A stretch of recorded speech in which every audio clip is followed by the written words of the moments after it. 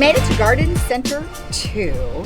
And Christy, thank you again for bringing us over here. There's a lot to see even at this one. Yes. But it's a little different. Tell me why Garden Center 2 is different. This one was made after they decided to do the 200 square foot garden plots. Mm-hmm. So it's much more grid-like. Okay. Now, we see some that have, I think in comparing this one to the Garden Center 1, is I see a lot more wood structures here. Yes. That, again, is Garden Center 1, the eclectic aspect of it, is because it was the original garden center, so there are a lot of variety over there. One of the things in the operating rules is that we're trying to kind of standardize the fencing, so we're asking them to do either the wood or the galvanized pipe style, and I can show you those later. Okay, perfect.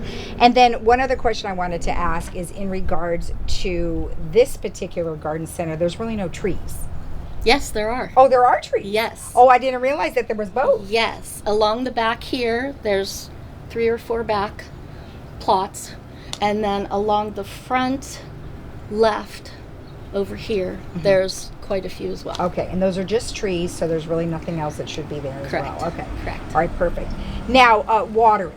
You know, we are coming up against restrictions because, number one, we're in a heat wave, we're having a drought.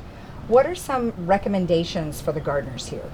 Mostly we ask them to only water for about 10 to 15 minutes at a time. Okay. And typically what they're doing is, because of the heat, they're coming first thing in the morning.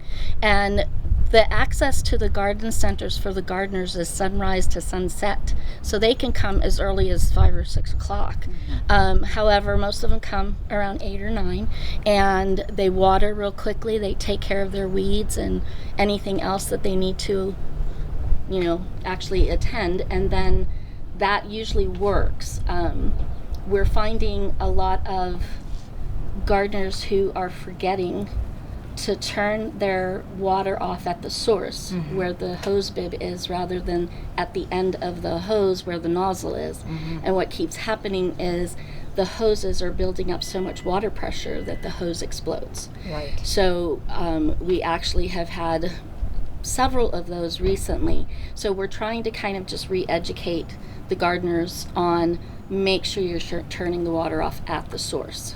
Right, and so at the source, and then also particular types of hoses act differently than others. Now, the one that we happen to have today in our shooting is we had a green one, which is a typical hose, but some of those other ones, those expansion ones, they aren't good either, because they will do exactly the same thing. Is they end up blowing up with holes in them, and then they end up having all the water everywhere. Yes. So what do you recommend? Underground systems, soakers, what's the best thing? We really would prefer that you do a drip system or a soaker system.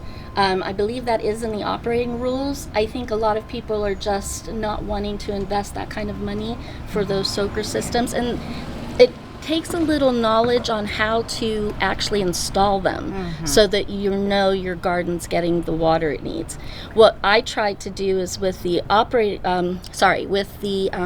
Garden Center newsletter, I actually put in all kinds of alternative ways of watering that would save water, would keep you from overwatering, and you would actually be watering just your roots, which is really what needs to be watered. Exactly. Now, when it comes to pesticides and things like that to keep away some of these bugs, what do you guys actually let them use? They are not allowed to use any kind of chemicals. This is an organic gardens, both of them. Typically, there are so many ways to manage insects. There's so many ways to manage the rodents and everything.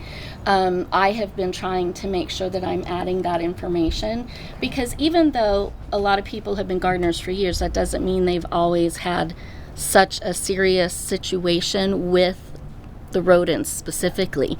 So ultimately, there's for rats and mice, you can do rags soaked in vinegar and put them in the 4 corners of your garden, and that deters them. So it's more, I always try to encourage them to deter it rather than. The other option is for insects and stuff. There is an entire program where you can literally, it's called a garden partnering. So it's plants that complement each other as far as like marigolds absolutely deter a lot of the bad insects. And then if you want to encourage pollinators, you're going to want some specific plants for that. So there's a way to garden partnering plants so that it will actually manage itself. All right, so behind us is a shed, kind of a barn shed, which I know you guys are going to be redoing your tools soon. So let's go inside and check out the tools that are there. Okay.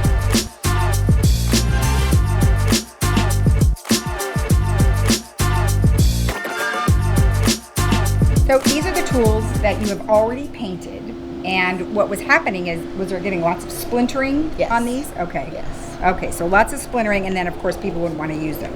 So we've got a tool here, and then you've got a wheelbarrow. So they're all color coordinated. Tell me what you guys did.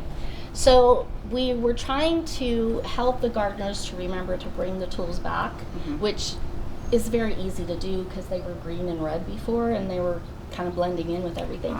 So what we decided to do is for each garden center we chose a different color. So we ended up doing yellow here at Garden Center 2, and we did a bright orange at Garden Center 1. Okay. And we're actually painting the wheelbarrows as well as all of the handles on the tools so that we also will be able to keep track, because sometimes the tools will switch garden centers. And it's not, usually it's planned because they need more, or we need more. It kind of goes back and forth.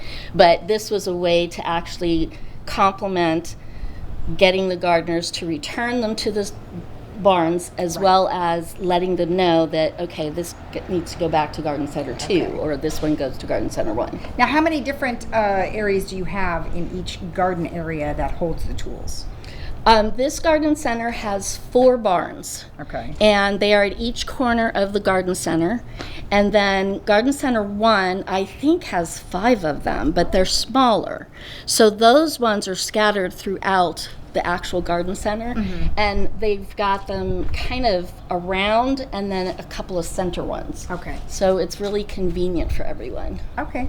Perfect. Yeah. Well, I know we talked about compost, so let's go over to where the compost is held, and then we'll talk about how you guys get the compost. Okay.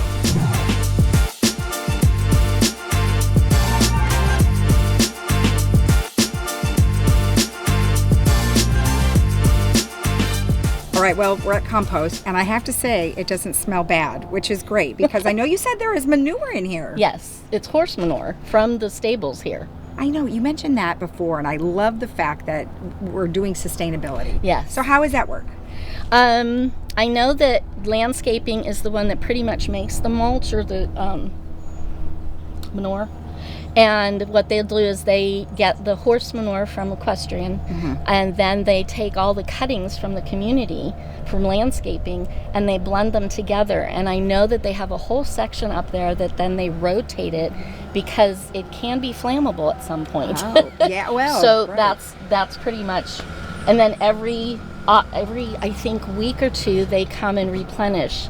And this is strictly meant for the gardeners only. Right. So we really have some challenges with residents taking it for their manners. But what happens is we just try to explain to them, this is specifically for the gardeners. You can always call landscaping and they will be happy to bring you some. Oh, good. Well, that's nice. I know there was a composting event that didn't Yes. happen too long ago where you can get free compost for your own garden. So, Yes. of course, they should always keep in touch with landscaping. Yes, and because events. landscaping actually does that, Okay. and they do it every year. Okay, perfect. Now, composting areas, there's a few in each garden center, correct? Yes. Okay, excellent, excellent. Well, perfect. All right, good. Well, I think that's awesome that you have that, and like we said, sustainable and perfect. Yes. All right, so if I know you you do personal tours, and what does somebody need to know about that? They actually need to schedule with me. So they would have to call the garden center office, and then I would coordinate with their schedules anytime they want within the hours of the office. And then I will typically start at Garden Center 1 so that they can see the differences between the 2 garden centers, because it does make a difference, especially if you're a gardener with any kind of mobility issues. You're going to want to know the difference. Right. All right, well, we're going to move away from the compost now. Even though it doesn't smell, I just feel like we shouldn't be standing here anymore. We're going to go find an unusual garden and some beautiful gardens right here in the garden center too. Yes. All right, let's go. Thank you.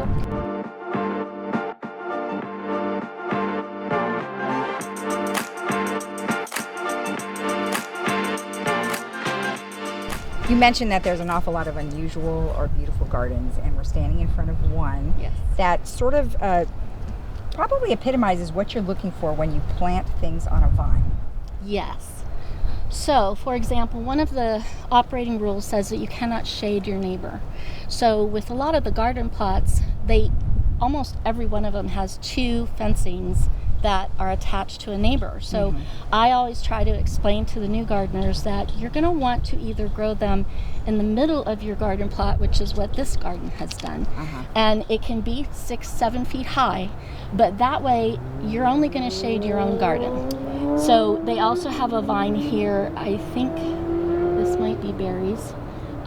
Ultimately, it's also going this way in the garden along an outside fence. So they also don't have to worry about anything growing outside of the fence, because that's also part of the operating rules. So it actually is a very excellent example of following the operating rules pretty much to a T. So we did pass a couple of beautiful gardens. Tell me about the one that has the tubs in it. Okay, those are elevated planters, and that particular garden plot is 2 gardens, and there's 2 separate gardeners or residents who actually pay for them. And what they've done is they've created it so that they had meant for it to be for handicapped people to be able to help bring them there so that they could play with the garden and things like that. So it's right now blooming beautifully, and they have literally put in so many of those that it makes the garden actually look super utilized, which is really what we want. And they have made basically, because they're elevated pots, they've put pavers down so that anyone who might be in a wheelchair or walkers or something like that could get through and around. So it's really fun. The things they come up with. Well, it is beautiful, and those containers really are something else. Yeah. All right, perfect. Well, let's go check out something else. All right.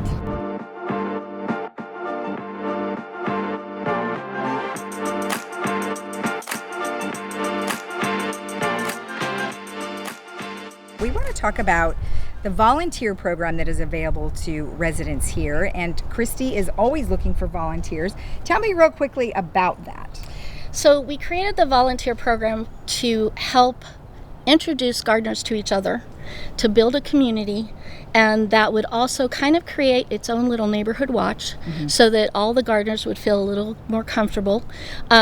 Also, what they do is they keep and maintain the general areas so that it's clean and it's neat, so that when we are doing tours and someone new comes in, they're seeing a really beautiful garden. Right. So other than that, we actually are letting the volunteers, if a gardener needs assistance, that is fine if the volunteer wants to help them. So we're trying to actually build really solid community relationships with each other, with each other's, all the gardeners and the volunteers.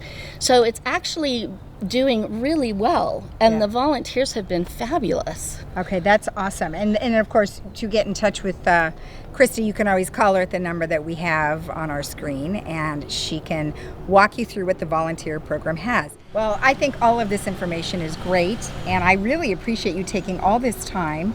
Thank you so much. It's been wonderful. You. I know. Thank you. I just love gardening myself, and I really think it's wonderful what you guys are doing here, so thank you. Thank you. And if you want more information, of course, about the Garden Center, you can always call the number, which is the Garden Center phone line. We'll be right back.